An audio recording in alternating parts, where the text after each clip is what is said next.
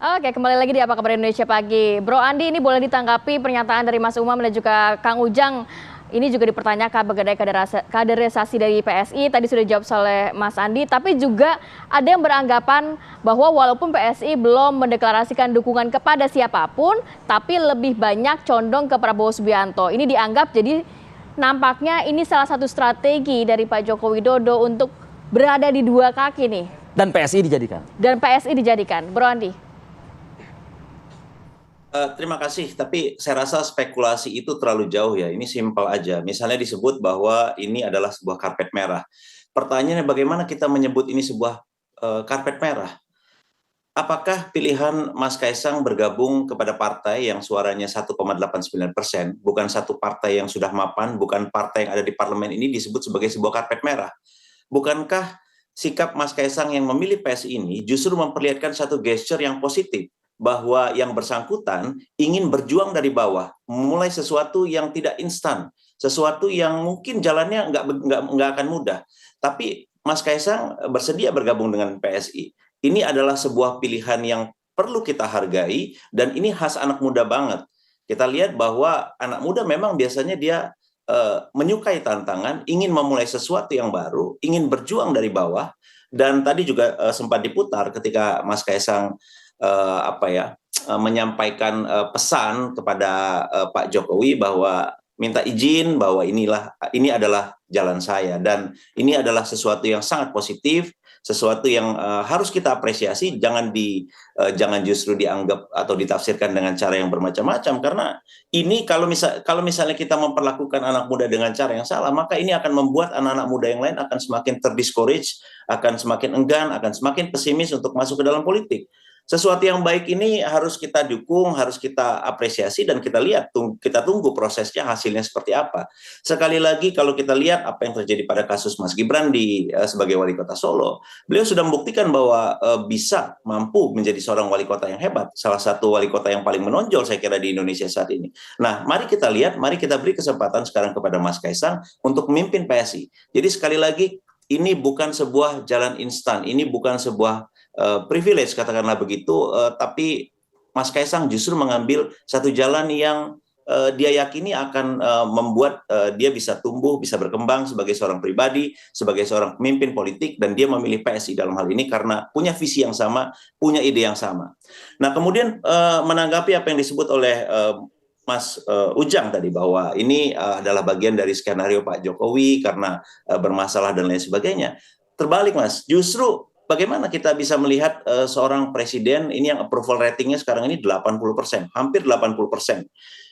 Ini adalah seorang presiden yang sukses, yang dicintai rakyatnya, dan kemudian bagaimana muncul tuduhan bahwa ini adalah cara untuk mempersiapkan diri kalau terjadi sesuatu. Enggak kok. Pak Jokowi itu populer, disukai oleh orang, approval ratingnya tinggi, berbagai hasil survei memperlihatkan approval ratingnya hampir 80 atau bahkan beberapa menyebut 80% ke atas.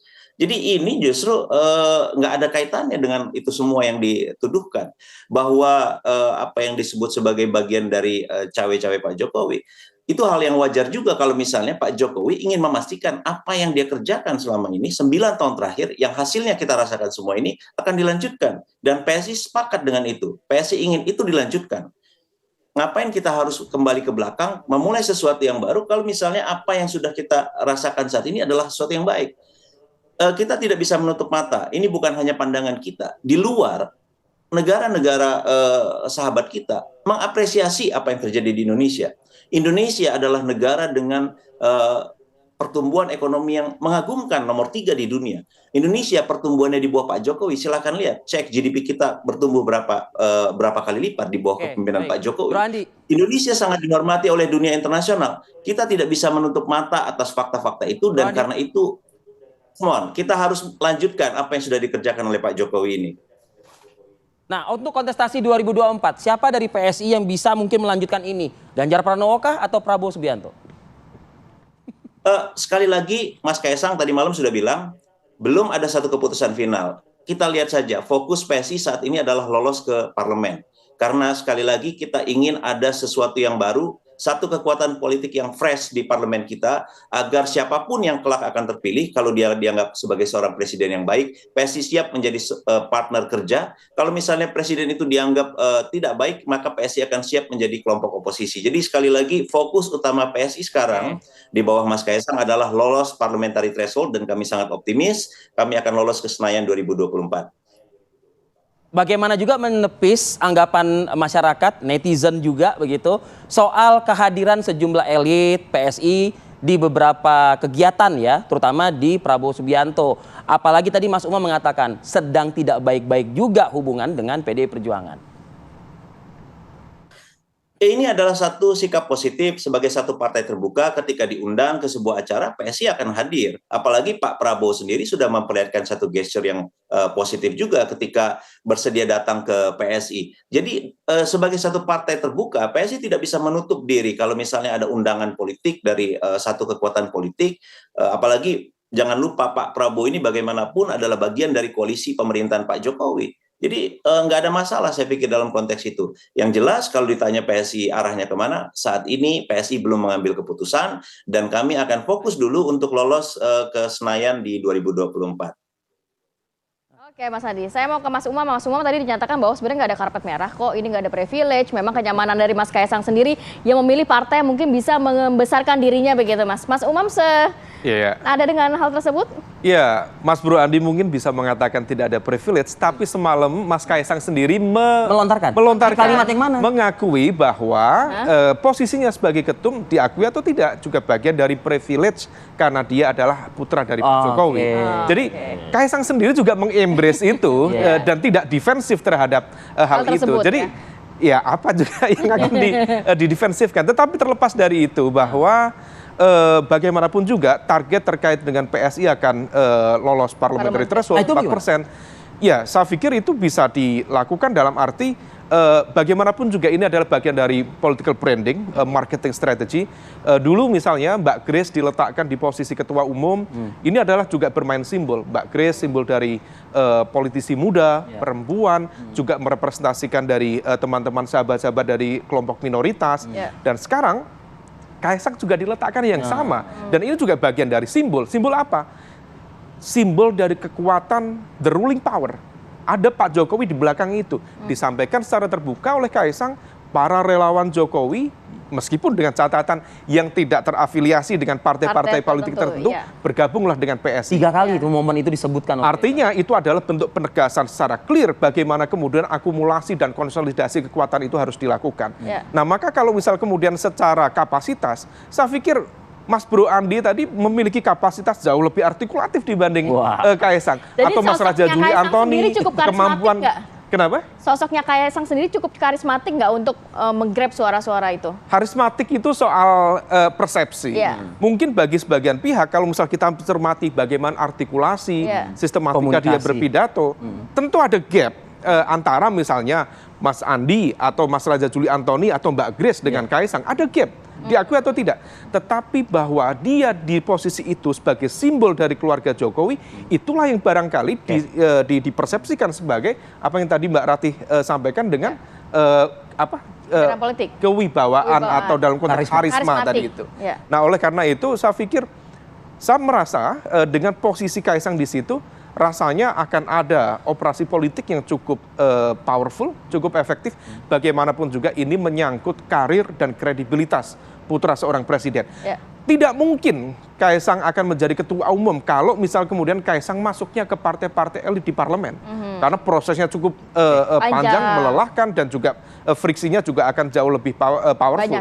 Tetapi dengan menjadi bagian dari PSI, 2 hari cukup untuk menjadi ketua umum PSI itu sendiri. Oke, Kang Ujang dibantah ya, jelas-jelas tadi oleh Bro Andi bahwa ini nggak ada masalah. Maksudnya 80% udahlah, ini udah publik udah menyadari, udah mengetahui. Bahkan keberlanjutan itulah yang ingin disampaikan oleh Kaisang. Ya, catatan saya begini, kalau tidak ada masalah, mengapa misalkan terkait dengan pilkada itu mau dimajukan dari November ke September?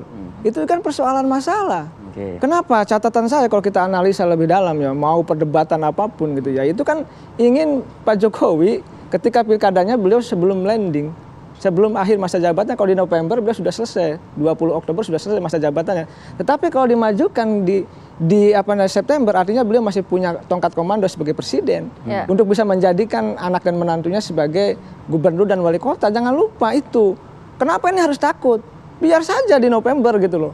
Nah dalam konteks itu itu satu dan banyak hal lain. Itu makanya Anda mengatakan cawe-cawe itu. Ya ada, dan Pak Jokowi juga mengatakan cawe-cawe, tidak dibantah gitu. Oleh karena itu saya melihat ya boleh Pak Jokowi mengatakan bahwa kepercayaannya tinggi, gitu kan. Boleh juga sangat percaya diri bahwa sukses di tingkat nasional maupun dunia internasional. Tapi catatan publik juga banyak terkait dengan persoalan Pak Jokowi gitu loh. Misalkan persoalan hutang yang banyak, persoalan rempang, banyak lagi. Jadi banyak-banyak persoalan kenegaraan juga yang belum tuntas banyak.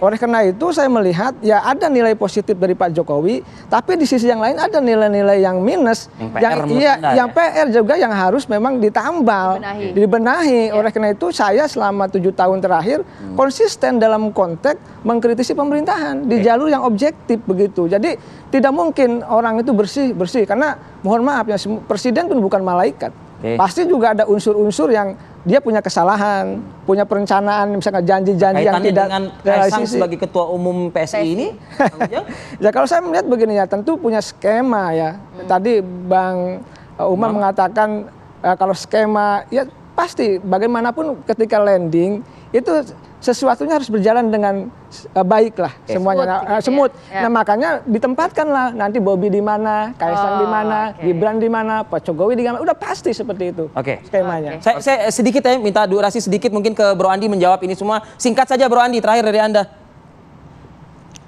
Ya, pertama dalam politik itu kita harus punya keberanian ya. Kalau kita memang puas dengan apa yang kita punya semua sekarang, dengan para pemimpin politik, pemimpin partai yang ada sekarang, maka ini seharusnya nggak jadi masalah. Tapi kenyataannya banyak orang apatis, pesimis dengan partai politik karena melihat para pemimpin politik yang ada sekarang. Nah, terpilihnya Mas Kaisang ini menandakan sesuatu atau sebuah simbol yang baru. Ada satu kekuatan, satu generasi baru yang masuk ke dalam politik kita, dan itu harus diapresiasi. Ini adalah sebuah keberanian dari anak muda dan keberanian juga dari PSI untuk menerima sesuatu yang baru. Kalau dulu misalnya kita ragu dengan Pak Jokowi, taruhlah ketika mencalonkan diri di Solo, mungkin kita tidak akan pernah mendapatkan seorang presiden hebat seperti Pak Jokowi. Atau keberanian yang sama diperlihatkan oleh masyarakat Jakarta dalam pilkada ketika mereka memilih sesuatu yang tidak normal, bukan tokoh lama, mencoba sesuatu yang baru, dan akhirnya kita punya gubernur yang hebat yang menjelma menjadi seorang presiden yang hebat pula. Jadi di dalam politik yang sedang tidak normal saat ini butuh keberanian untuk mencoba sesuatu yang baru, dan jalan itulah yang sedang dijalankan oleh PSI, dan kami mohon restu semoga apa yang kami kerjakan ini diterima oleh masyarakat. Terima kasih. Oke, terima kasih Mas banyak Arief, Bro sedikit Andi. saja Mas Arief. Ya, singkat saja. Dalam beberapa hari terakhir ini muncul sejumlah link berita yang kembali mengingatkan kita apa yang disampaikan oleh Pak Jokowi tepatnya pada tanggal 20 Juli 2019. Pak Jokowi mengatakan apa? Anak saya tak ada yang tertarik politik. Dan per hari muncul ini lagi ya. Kemudian fakta-fakta politik berkata lain. Situasi inilah yang kemudian Times change, mencoba untuk dicermati bukan hanya oleh masyarakat yang lain, termasuk juga partai-partai politik yang merasa memiliki kedekatan dengan Pak Jokowi itu sendiri. Baik, terima kasih banyak. Terima kasih Mas Umam. Kang Ujang. Terima kasih. Bro Andi, Budiman, terima kasih waktunya pagi ini bersama kami. Sehat selalu semua. Sehat selalu untuk Anda semua. Oke.